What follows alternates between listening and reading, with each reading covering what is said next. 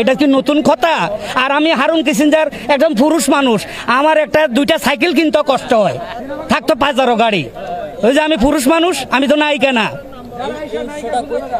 এই উৎসটা আমাদের দেশে কিছু লোক আছে, অট্টালিকা টাকা, অট্টালিকা হাজার হাজার কোটি টাকা কোথায় দেয়? এটা এই টাকা যে কোথায় রাখবে, কি করবে, আনন্দ ফুর্তি করবে, কোথায় যাবে, ওনারাই জোগাড় করে ভাই। এটা আল্লাহ মাহমুদে জানে এত টাকা। পরিমণি পরিমণি পরিমণি পরিমণির নাম শুনতে শুনতে অতিষ্ঠ হয়ে গেছি প্রিয় দর্শক। মিডিয়াতে যেখানে যাবেন, ফেসবুকে, ইউটিউবে, বাংলাদেশের টেলিভিশনে, যে কোনো চ্যানেলে যেখানে যাবেন, শুধু পরিমণি পরিমণি। তো পরিমণি পরিমণি আজকে পুরা দেশে ছড়িয়ে গেছে, পুরা বিশ্বে ছড়িয়ে গেছে সে পরিমণির ভাইরাল। তো পরিমণি সম্পর্কে আমি একটু কথা বলতে চাচ্ছি প্রিয় দর্শক। এখন শুধু আমি না, আমি আপনাদের কাছে সেই এরকমই একটা ভিডিও দেখাবো, যে ভিডিওটি দেখলে আপনি বুঝতে পারবেন যে পরিমণি আসলে কোন লেভেলে চলে গেছে। এই পরিমণি সম্পর্কে শুধু আমি আপনি নন, আজকে সে তার সহকর্মী এফডিসিতে যারা কাজ করে, আমাদের সবার পরিচিত মুখ সে হারুন কিসিঞ্জার, সে পরিমণি সম্পর্কে কিছু মন্তব্য করেছেন। সেই মন্তব্যগুলো আমরা দেখব এবং এফডিসিতে তার সহকর্মী যারা ছিল তারা প্রত্যেকেই এই শিল্পগোষ্ঠী থেকে তার জন্য মন্তব্য করেছেন।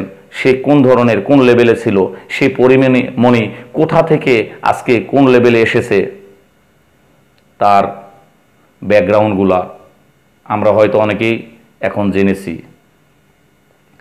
সে একটা গ্রাম থেকে উঠে এসে, একটা মধ্যবিত্ত পরিবার থেকে এসে এখন কয়েকশো কোটি টাকার মালিক। সে কিভাবে হলো? তো প্রিয় দর্শক, আমি এগুলো বলতে চাচ্ছি না, এগুলো আপনি ভিডিওতে দেখলে বুঝতে পারবেন।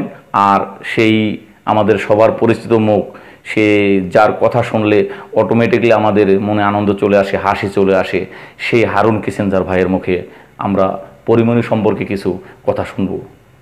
পরিমণি সম্পর্কে এমন এমন কিছু নোংরা ভিডিও বের হয়েছে, পরিমণি সম্পর্কে এমন এমন কিছু নোংরা কথা শুনতেছি, যেগুলো শুনলে আপনি নিজেও অতিষ্ঠ হয়ে যাবেন এবং তাস লেগে থাকবেন যে আমি কোন পরিবেশে চলে এসেছি, আমাদের দেশ কোথায় চলে যাচ্ছে, আমাদের সমাজটা কিভাবে নষ্ট হয়ে যাচ্ছে।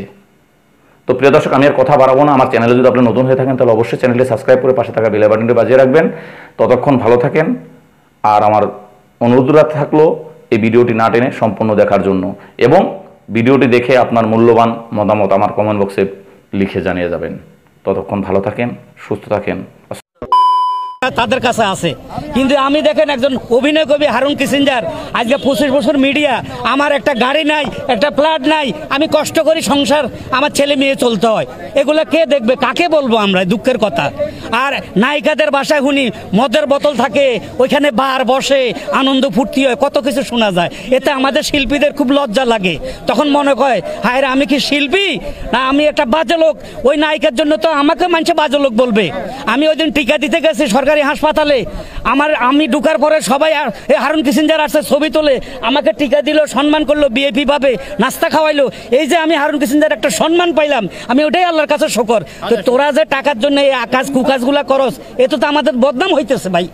সম্মানের সাথে একবেলা খাওয়া ভালো ভাই। এসব আমি আদা ব্যাপারে জাহাজের খবর লমো না, এটা সরকারি ব্যাপার। সবচেয়ে বড় কথা হচ্ছে ভাইজান, আমার ওস্তাদ বলতে পারে না, সবচেয়ে বড় কথা হচ্ছে পার্সোনাল লাইফ নিয়ে তার আমরা আলোচনা করতে পারি না। এটা শুটিং স্পটে আমরা তার আইন যেভাবে তাদেরকে নেয়, এটা আইন আদালত আছে, সরকার আছে, ওনারা দেখবে, ওনাদের বিষয়। আমরা যেন ভালো থাকতে পারি, আপনারা সাংবাদিক ভাইরা ওই দোয়াটাই করবেন। আসি ভাই, আমার শুটিং আছে, আমি কোটি টাকার দরকার নেই ভাই, আমরা যেন স্বাভাবিক ভাবে জীবন যাপন। আরে তুইও তো খারাপ, 2 বিয়া করছে, 2 বিয়া, আরো খারাপ। এই বয়সে 2 বিয়া করছে, এখনো কোটিপতি হয় নাই, আরো খারাপ। এটা অহংকার। কিছু শিল্পী আছে প্রচন্ড অহংকার ভাই, মানে একদম ভাবসাবে আলাদা। আর কিছু শিল্পী আছে দেখবেন মাটির মানুষ, সবার সাথে কথা বলে, ভালো ভালো ব্যবহার করে, সুন্দরভাবে চলে, অহংকার নাই। যেন আমাকে ডিপজল সাহেব, কি এই যে ওনার ভিতরে কোনো অহংকার নাই, প্রচুর কোটি কোটি টাকা এফডিসিতে শিল্পীদেরকে সাহায্য করে, এমনকি কেউ বিপদে থাকলে খবর নেয়, শিল্পী সমিতিতে টাকা দেয়। একমাত্র ডিপজল সাহেব ছাড়া আমি আর একটা লোকেরাও দেখি নাই যে শিল্পীদের বিপদে এগিয়ে আসে।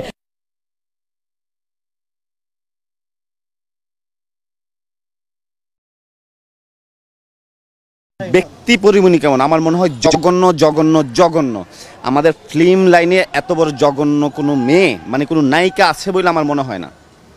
ফিল্মে ওই এমনিই তো মানুষ নাক ছিটকায় মিডিয়া খারাপ বাহির থেকে, আবার মিডিয়ার জন্য আগ্রহ আছে কিন্তু প্রত্যেকটা মানুষেরই, কিন্তু এই মিডিয়া খারাপটাকে আরও ভালোভাবে খারাপভাবে উপস্থাপন করে এখন তুলে ধরছে মানুষের সামনে। এখন ও যেই লাইফস্টাইল ধারণ করছে, যেই লাইফস্টাইলে চলে, আমাদের শাবনূর ম্যাডাম, ওনার তো একটা নখের যোগ্যতাও পরিমণির হয় নাই।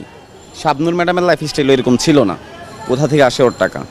ওর কয়টা ছবি হিট করছে এই পর্যন্ত, কয়টা ছবি করছে, কয়টা ছবিতে প্রতি ছবিতে কত করে টাকা নিচ্ছে?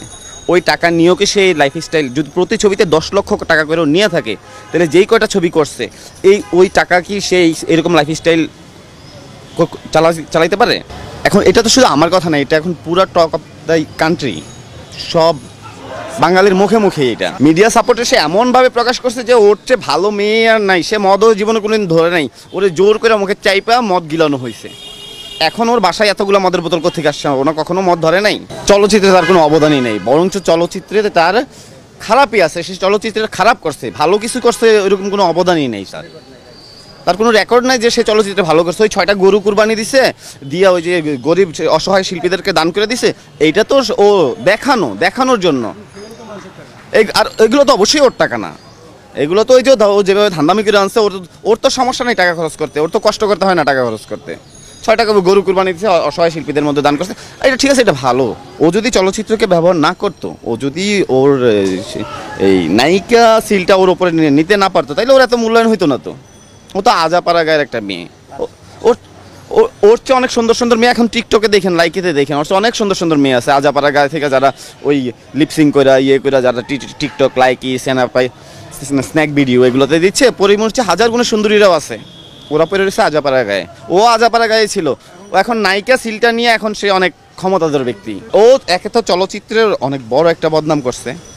আমি চলচ্চিত্রের বদনামের জন্য বা আমার মতো আরও অনেকটা নিশ্চয়ই ঠকাইছে। আমি তো সামান্য 1.5 লক্ষ টাকা, ও এরকম অনেককেই ঠকাইছে। যেমন অনেকে শিডিউল দিয়ে এসেছে, ওই শিডিউল অনুযায়ী কাজ করে নাই, অনেক প্রজেক্ট আটকে গেছে ওর জন্য। আমি ন্যায্য বিচার চাই। ও পরিমণি দেখে ওর পিছনে বড় বড় ব্যাকগ্রাউন্ড আছে দেখেই তো ওইখানে আসছে, কিন্তু এই ব্যাকগ্রাউন্ডের কারণে যেন সে পার না পেয়ে যায়, প্রয়োজনে সেই ব্যাকগ্রাউন্ডকে করেন, ব্যাকগ্রাউন্ডের মুখ উন্মোচন করেন, ওরে কারা সাপোর্ট দিচ্ছে। রাজের বিষয়ে আমি তেমন কিছু জানি না, তবে সব সময় দেখতাম রাজ পরিমণির সাথে লেগেই আছে। যেখানে যায় সেখানে পরিমণি, যেখানে যায় সেখানে রাজ আছে। এটা কিছুদিন আগেও এরকম ছিল, এখন হয়তো এরকমটা নাই যে যেখানে যায় সেখানে রাজ আছে। কিন্তু এফডিসিতে আসছে, পরির সাথে রাজ আছে, শুটিংয়ে গেছে, পরির সাথে রাজ আছে, কোথাও গেছে ক্যামেরা মানে ওইখানেও পরির সাথে রাজ আছে। আমি প্রথমে ভাবছিলাম যে হয়তো রাজ পরিমণির হাজব্যান্ড বা কেউ, কিন্তু রাজ সম্বন্ধে আমার ওইরকম কোনো ধারণা নেই যে রাজ কি বা কে বা কারা। চলচ্চিত্র জগতে বলতে আমি তো ওরে কিছু পাসিং শটে দেখছি, পরীর কোনো ছবিতে কোনো কিছু পাসিং শটে দেখছি। এখন না শুনি সে ওর একটা মাল্টিমিডিয়া আছে, ও প্রডিউসার, ও ডিরেক্টর, কিন্তু ওর ডিরেকশনে কোন ছবি রিলিজ হয়েছে আমি জানি না। ওরা মূলত চলচ্চিত্রকে ব্যবহারই করছে, ব্যবহার করে নিজের আখের গুছাইছে, চলচ্চিত্রের বদনাম করছে। আমি ছোটবেলা থেকে এই স্বপ্ন দেখতাম আমি যদি ছবিতে অভিনয় করতে পারতাম, হিরো হবো, এরকম কোনো ইচ্ছে ছিল না।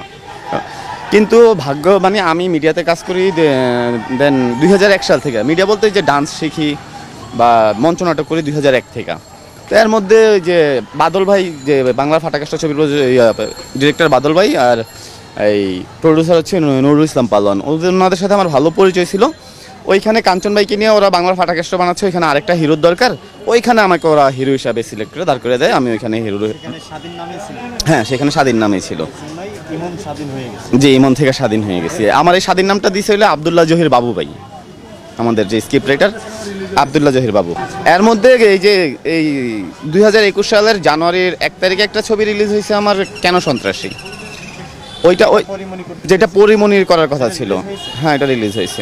ওর জন্য তো আর আমাদের প্রজেক্ট, হ্যাঁ ওইটাতে আমি হিরো ছিলাম। নিজেকে নায়ক বলে আমি দাবি করি না, নায়ক ওই নায়ক বললেই নায়ক হওয়া যায় না, এরকম যোগ্যতা অর্জন করতে। আমি 2-4টা ছবি করতে পারতাম, ভালো কিছু পাবলিক আমাকে চিনতো জানতো, তাহলে না হয় নিজেকে।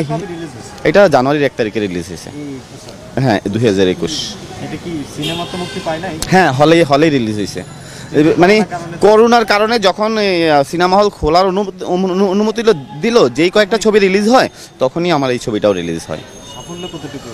সাফল্য কতটুকু, যেই টাইমে রিলিজ হয়েছে ওই টাইমে সাফল্যতা আসার তো প্রশ্নই আসে না। তারপরে যতটুকু চলছে, অনেক ছবি হল থেকে নামাই দেয় না, কিন্তু আমার ছবি হল থেকে নাম